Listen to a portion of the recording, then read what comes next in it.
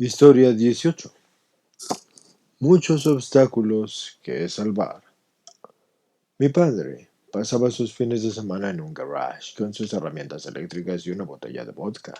Se quejaba tanto de su trabajo que yo pensaba que sus cambios de humor y ataques de cólera se debían a eso.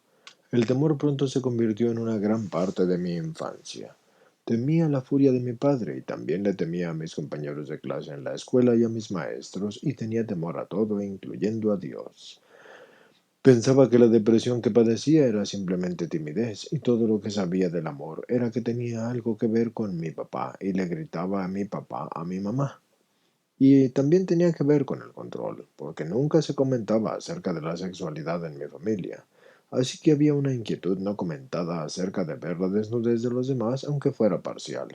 Y sin embargo mi madre sentía que era importante someter a mi hermano y hermana, y a mí, a minuciosas y frecuentes lavadas de nuestros genitales, y también a inspecciones ocasionales de nuestros anos a la hora de dormir, y esto lo hacía con lámparas para buscar parásitos.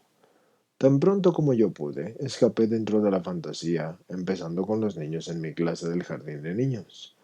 Yo tenía miedo de jugar con ellos. Me sentía llena de júbilo cuando podía hacer de ellos a mis amigos imaginarios, pensando que en realidad no era lo suficientemente buena para ellos. La televisión también se convirtió en una gran fuente de escape para mí y disfrutaba del control que tenía sobre lo que podía experimentar con mi imaginación debido a que me sentía tan fea y tímida e indigna de la atención masculina. Un día en la escuela descubrí que al trepar por las cuerdas del gimnasio lograba tener una sensación muy buena y cuando bajaron las cuerdas me di cuenta de que podía lograr ese mismo resultado subiendo a un palo en los pasatiempos en el patio. Es decir, tenía mis pasatiempos, pero como había pasamanos, yo los subía en el patio y tenía esa misma sensación. Así que seguí yendo al gimnasio o al patio tan seguido como podía. Así había descubierto yo la masturbación. Los únicos orgasmos que yo llegué a tener sucedieron cuando me masturbaba de esta manera o al dormir. Nada más funcionaba, y más tarde empezaron a introducirse pensamientos agresivos en mis fantasías. Combinaba el trepar las cuerdas o los palos con pensamientos de prácticas sexuales sadomasoquistas de privación de la capacidad de movimiento y la agresividad. Trataba de iniciar juegos con algunas de mis amigas que incluían rapto y prácticas sexuales sadomasoquistas de privación de la capacidad de movimiento.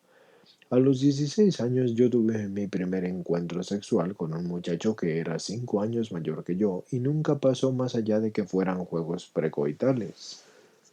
Él también me emborrachó por primera vez y así descubrí la atracción entre el sexo y el alcohol. El alcohol bajaba todas mis defensas y me daba el valor y el entusiasmo que yo necesitaba para ir en busca de hombres, y no sabía qué quería decir estar enamorada. Pensaba que tenía algo que ver con la sensación de satisfacción. Si yo conocía a un muchacho que me parecía lo suficientemente atractivo y que podía satisfacer mis fantasías sexuales, y que le gustara emborracharse y que estuviera dispuesto a gastar dinero en mí, para mí él era el ideal. Puesto que ningún hombre jamás nunca estuvo cerca de cumplir esos requisitos, comencé a desquitar mi furia con Dios de la forma en que yo entendía que Él era en ese entonces y lo culpaba de traerme tales perdedores. Para cuando yo llegué a la universidad pasaba casi cada fin de semana en bares, ligando con extraños y teniendo relaciones sexuales con ellos, y no parecía importar dónde lo hiciéramos. Generalmente era en la casa de ellos, pero frecuentemente era en un automóvil o en un bosque cercano. Yo no recuerdo a ningún tipo que estuviera dispuesto a pagar por una habitación de hotel. Si no estaba buscando en los bares, yo iba a fiestas o visitaba a mi hermana en su universidad en busca de parejas sexuales. Mi gimnasio era otro posible lugar para ligar hombres. También lo era mi universidad donde yo actué con un maestro. Recuerden, señores, que aquí se refiere, cuando utiliza la palabra actuación, al hecho de caer en la adicción sexual. Continuando con la lectura. La mañana siguiente a la actuación siempre me sentía avergonzada o culpable y despreciable, pero al día siguiente estaba lista para empezar a buscar otra vez, viviendo en esa ilusión falsa de que finalmente yo encontraría al hombre ideal. Algo de la sensación de satisfacción que recibía en esas experiencias era del poder y del falso sentido de autoestima que yo recibía al seducir y encantar a muchos hombres, porque recordaba cómo me sentía rechazada cuando era más joven, y de alguna manera esto lo compensaba hasta la siguiente mañana cuando me volvía a sentir rechazada. Para entonces mis fantasías incluían la violación y mis preferencias sadomasoquistas me eran vergonzosas y bochornosas, así que nunca las solicitaba abiertamente. Y cuando yo veía a un hombre, yo solo veía un objeto. Nunca lo vi como un ser espiritual. Tampoco me importaba lo que él sintiera emocionalmente, pero sí a veces fingía hacerlo. Todos eran para mí criaturas egoístas, y todas las cosas que era incapaz de dar, yo las necesitaba de ellos. Y de vez en cuando yo tenía novios, y este era alguien con quien estaba durante más de una noche, y utilizaba yo pastillas anticonceptivas y cigarrillos. Eso me mantenía delgada en la figura, y siempre quería ser la mujer más atractiva en mis círculos sociales. Los celos eran parte de mi obsesión, y era una obsesión celosa por un compañero de trabajo, la cual duró 10 años. Después de una aventura amorosa con un alumno en la universidad de mi hermana, contraje una enfermedad de transmisión sexual y dañó algunos nervios e hizo doloroso que yo tuviera relaciones sexuales. Pasé años de angustia y gasté cientos de dólares acudiendo de doctor a doctor tratando de curarme, pero nada funcionó y creí que finalmente había recibido el castigo máximo por mis pecados. Seguramente Dios estaba enojado conmigo, así que a pesar de esto y del hecho de que nunca aprendí a tener un orgasmo con una pareja, no me detuvo eso de la actuación. Yo descubrí que si solo dejaba pasar tiempo entre las ocasiones en que yo tenía coito, el dolor era tolerable. El suicidio entonces se convirtió en una tentación frecuente y empecé a salir con un hombre que trabajaba conmigo. Con el tiempo nos casamos. Tomábamos juntos y me compraba regalos y eso me impresionaba. Pero pasé por abstención sexual durante mi matrimonio con él y no solo no cumplió con mis expectativas tan imposibles, sino que con el tiempo dejó de tener relaciones sexuales conmigo por completo por un lapso de casi 5 años. Estaba atemorizada con la idea de serle infiel o de terminar la relación porque pensaba que eso significaba que yo merecía recibir el mismo trato y que Dios me castigaría. Me aferré a la esperanza de que todavía lo podía cambiar, y detrás de todo esto yo creía que la verdadera fuente de mi desgracia era un Dios que era despiadado, frío y abusivo, y por algún acto de gracia, un día en que me encontré completamente confundida, me entregué por desesperación al poder superior poco convincente e inútil que yo pensaba que Dios era.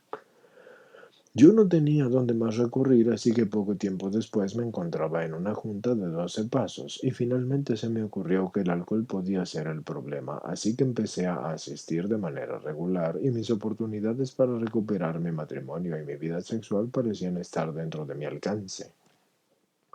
Empecé a sentirme físicamente bien en menos de un mes de haber alcanzado la sobriedad, pero varios meses después mi hermano se suicidó y yo fui quien lo encontró y poco después de eso mi esposo y yo nos separamos y nos divorciamos. Mi obsesión con las relaciones sexuales tomó una nueva dimensión. Como había modificado mi concepto de lo que era un poder superior, me convencí de que la voluntad de Dios para mí era encontrar al hombre ideal para que mis fantasías se hicieran realidad.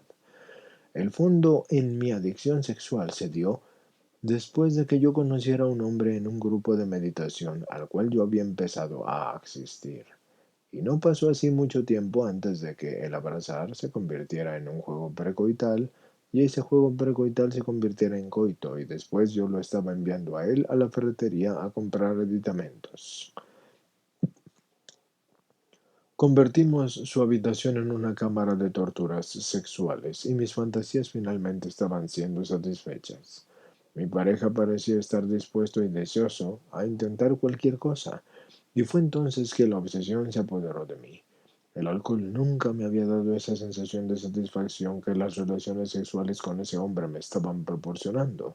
Cualquier relación verdadera que hubiese tenido yo con el Dios de mi entendimiento en ese momento había desaparecido. La obsesión sexual se había convertido una vez más en mi poder superior, y esto es lo que yo pensaba que siempre había querido, así que perdí el deseo por todo lo demás. Cualquier cosa que se interpusiera entre mi droga y yo me enfurecía, así que mi trabajo empezó a sufrir y se tornó intolerable y me abrumaba una paranoia celosa acerca de que mi pareja viera otras mujeres y me obsesioné con probar que él me estaba engañando. Después de estar con él en la noche, me iba a trabajar sintiéndome con una cruda y esto finalmente me dio la respuesta porque yo ya no podía negar más que yo estaba tocando otro fondo. Así que corrí nuevamente a las juntas. Llevé a cabo el cuarto paso con un patrocinador que claramente me reveló mi adicción sexual y de relación de pareja, así que me involucré en el servicio y mi patrocinador fijó un límite de no salir durante un año, el cual seguí, aunque todo el tiempo seguí teniendo fantasías acerca de los hombres. Gradualmente empecé a ver un lado de los hombres que nunca había visto antes y que había una parte de mí que tenía necesidades espirituales que tampoco habían sido satisfechas. Me atraían las personas por su profundidad y su honestidad más que por su apariencia física y mi necesidad de coquetear estaba desapareciendo. Era como si los impulsos físicos y la enfermedad emocional que había sufrido a través de mi vida eclipsaban el profundo deseo que tenía de relacionarme con las personas en un nivel espiritual, haciendo así que me apresurara a tener relaciones sexuales demasiado pronto. Cuando me di cuenta de esto por primera vez, se apoderó de mí una profunda tristeza y no solo me había negado a mí misma mis necesidades cuando estaba creciendo, sino que me había negado la oportunidad de conocer a Dios. Esa nueva forma de relacionarme con los hombres me permitía ver a los hombres por lo que ellos son realmente y no solamente como objetos sexuales, y a través de esa experiencia estaba desarrollando una nueva relación con Dios y conmigo misma por primera vez. En este nuevo punto de mi recuperación yo me di cuenta de que ya no me sentía sola y sentía que mi vida era rica y plena. ¿Y por qué entonces tenía fantasías todavía? Estaban tan presentes en mi mente como lo estuvieron desde el principio y amenazaban constantemente con destruir las relaciones nuevas y sanas que estaba formando. Mis primeros tropezones ocurrieron aproximadamente 2 años después de regresar a las juntas de 12 pasos porque actué con 4 amigos diferentes y cada vez empezó como un simple juego y forcejeo. Algunos amigos sugirieron que necesitaba honrar mis impulsos físicos y que tal vez ya estaba lo suficientemente sana para tener relaciones sexuales normales. Así perdí a 4 de estos amigos después de tratar de ser sexual con ellos y sentí que estaba recayendo en mi pensamiento obsesivo. Mis fantasías no disminuyeron como resultado y me di cuenta de que mi interés en Dios empezó a apagarse porque lo sentía como un vacío y no pensé en buscar ayuda de un programa de recuperación de la adicción sexual hasta el Día de Acción de Gracias de 1997. Un amigo me sugirió que lo que necesitaba era más relaciones sexuales, pero de alguna forma yo sabía que lo que realmente necesitaba era platicar con otro adicto sexual, porque había escuchado de algunos programas de 12 pasos para la adicción sexual, así que decidí intentar uno y volví a sentir esa sensación maravillosa de esperanza cuando senté en mi primera junta ese. Entendamos que ese significa sexual, señores. Ahí había personas que hablaban mis pensamientos y que luchaban contra los mismos demonios y entendían completamente mis frustraciones, así que nadie trató de convencerme de que yo tuviera relaciones sexuales, pero en lugar de eso me aconsejaron que decidiera tener una conducta primordial para mi abstinencia. Yo sabía que esto era algo de mi poder superior y que mi poder superior me lo revelaría, así que claramente me reveló que necesitaba mantener la conducta primordial para mi abstinencia y no masturbarme, porque ya había tratado de seguir eso en la recuperación. Necesitaba seguir llevando a cabo los 12 pasos y mantener el celibato para que me pudiera relacionar con las personas en una forma más sana, y a unos meses de haber iniciado el programa me mudé de estado y empecé a asistir a las juntas de sexoadictos anónimos. Ahora cuento con un grupo de base y un patrocinador que me mantiene enfocada en los pasos, y han pasado varios años desde que he actuado bajo mis conductas primordiales. La fantasía todavía me acosa de vez en cuando, pero ha disminuido a través de los años y con la ayuda del programa yo ya no actúo las fantasías. Ha habido muchos obstáculos que salvar durante todos los años de mi recuperación. Algunos episodios graves de depresión me llevaron a pensamientos de suicidio otra vez y una de esas ocasiones me llevó a un hospital mental durante varias semanas. Algunos años después de que mi padre logró la sobriedad, sufrió un infarto que lo debilitó y aprendí mucho de él al ver sus esfuerzos y fui testigo de algunos verdaderos milagros. Pudimos reparar los daños uno al otro antes de que él muriera. Descubrí que mi entendimiento de mi poder superior ha crecido, y en especial por lo que he aprendido de mis sufrimientos. Mi relación con Dios y conmigo misma es primero después de mi relación con las otras personas. Pero así las tres trabajan en conjunto y lo hacen para fortalecerse unas a otras. Hoy quiero la abstinencia y en SAA he aprendido que puedo decidir a seguir cualquier camino que sea el correcto para mí en lo espiritual. Elegir nunca fue una opción para mí en el pasado, aunque finalmente Dios sí contestó una vieja oración y recientemente me dio la opción de volverme a casar, así que fui capaz de hacer una elección sana por primera vez en mi vida y declinar con gratitud. En su lugar yo he escogido un matrimonio conmigo misma y con mi poder superior y la intimidad que yo encuentro en las amistades. Y esto no es un camino fácil, porque aprender cómo tener una relación sana con Dios y conmigo misma y con otras personas requiere tanto trabajo como un matrimonio. También yo tengo que mantener en orden mis cosas y hago oración de manera constante para recibir la ayuda de Dios y llevar a cabo los pasos, porque eso es la clave. A menudo yo tengo que hacer oración a Dios para que no permita que mi adicción arruine una gran amistad. Y la recuperación también significa estar dispuesta a no aferrarme cuando sea necesario y fijar algunos límites. Puede tomarme el resto de mi vida aprender esto, pero sí que estoy dispuesta, y si en alguna parte de mi trayecto queda claro que en mi camino espiritual se debe de incluir una relación sexual nuevamente, yo tengo la libertad de elegir eso, pero siempre pido que primero se haga la voluntad de mi poder superior, porque mi poder superior tiene una voluntad para mí, y luego actúo por intuición. Lo que yo he descubierto es que Dios no me está avergonzando y no espera la perfección de mí. Él verdaderamente se ha convertido en mi mejor amigo con el paso de los años, y yo creo que solamente espera que yo pueda seguir creciendo en mi confianza en Él. Yo estoy agradecida a SAA por ayudarme a aceptar mi adicción sexual y por proporcionarme la confraternidad que yo necesito y por mantenerme enfocada en los pasos y en mi sobriedad.